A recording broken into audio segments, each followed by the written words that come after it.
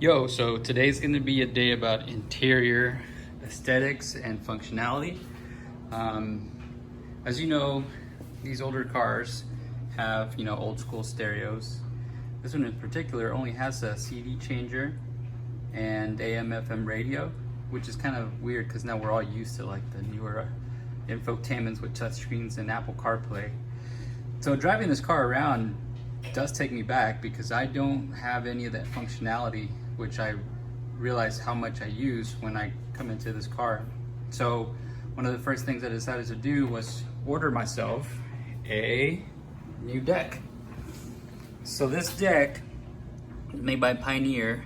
I did some research on it and I wanted something obviously that could do Apple CarPlay, so that I can use my phone as I normally do in my other car. And I wanted something not too expensive. So this one was only about $220. I got it off Amazon. It's got all the cool functionality that I'll need in a deck.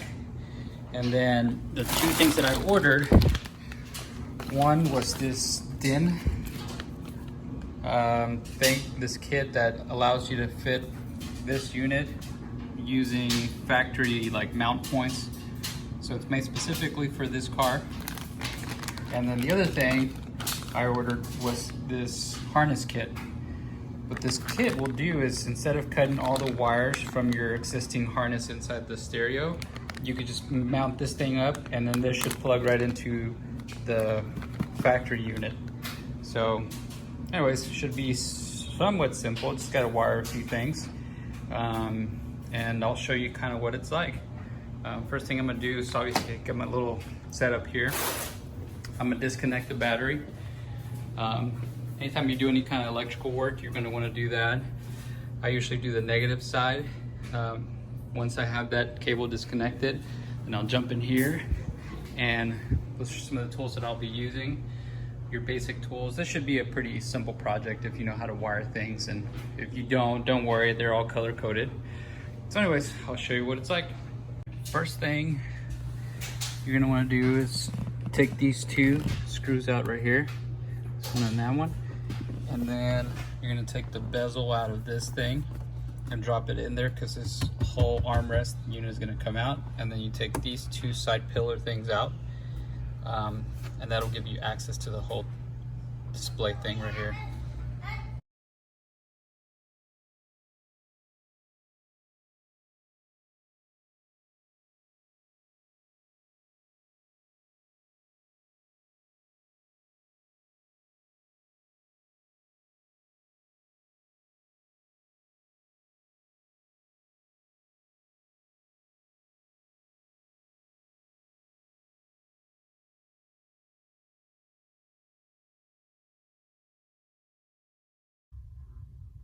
All right, so next step I did was, if you look in here, there's 3 connections that power these buttons right here. So I unclipped those from the back, and there's one down here that controls the climate control that I'm gonna disconnect here in a second. And then this thing should come right off.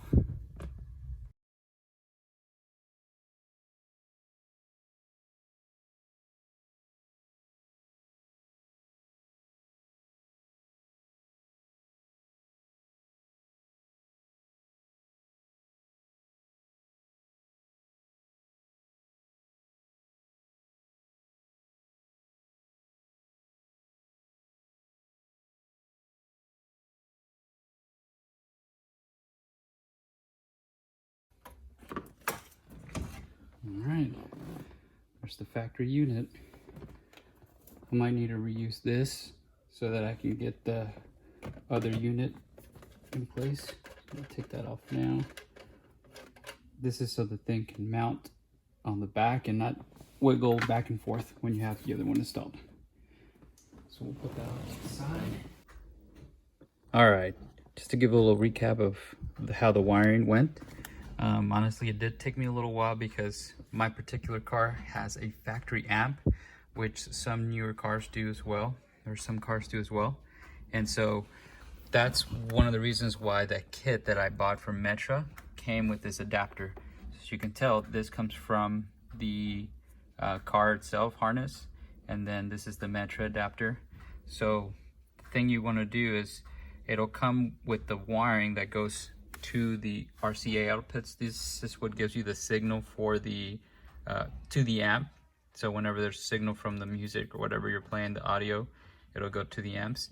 And then these two wires right here, this blue and white wires on this particular unit, they plug into the system remote control, which is basically another power source from the aftermarket stereo harness. And that was pretty much it.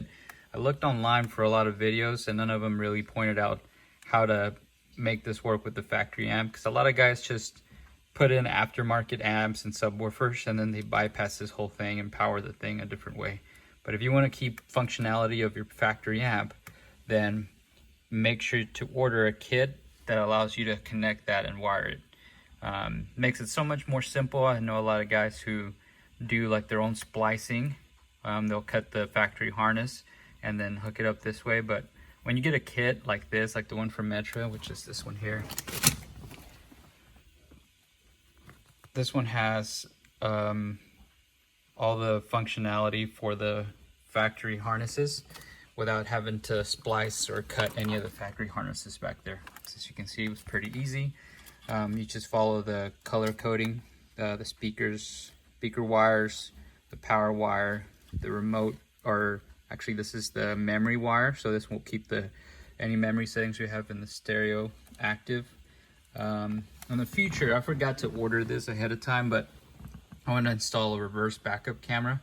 So the wire for the reverse backup camera will go into here. I'm just going to finish off by installing the USB cable, which is this. This is where the iPhone or whatever device you're going to use hooks up to. And then the microphone for the Bluetooth. So the microphone cable is right here. I'll hook that up to the back of here. I'm gonna run it somewhere along this A pillar over here, and then probably put it somewhere up here where I can get a good voice recognition for the mic. So that should do it. I'm gonna go ahead and kind of put this back into place, and then I'll show you guys what it looks like. All right, here's the head unit installed. One of the things that made this install really easy is this adapter here that I got from Metro as well. You'll definitely want to get something like this for your vehicle. This is the one I got that fit my car. What makes it easy is it gives you the brackets so that it can mount to the factory, to the factory brackets here. So that way the unit is solid, it won't move or vibrate as you're driving. So now all I gotta do is just go back with reassembly, connect this thing, put the side trim pieces on, put the center console back on, and we'll give it a shot.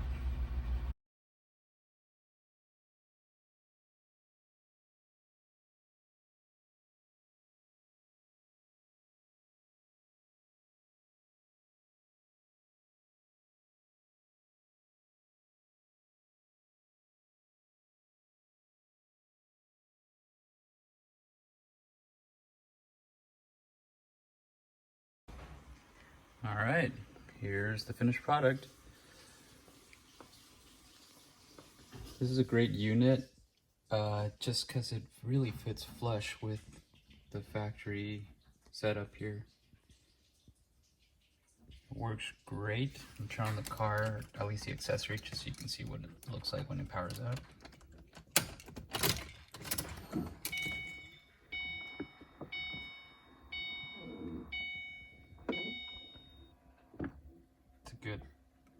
It's a good DAC.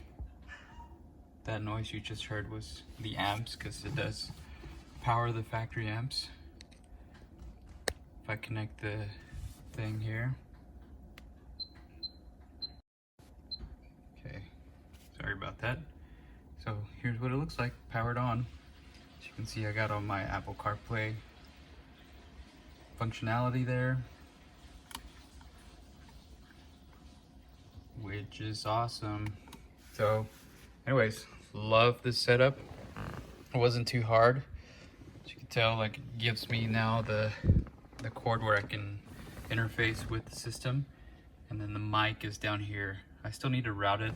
I'll probably try to put it up here somewhere so it's closer to my mouth. But there she is.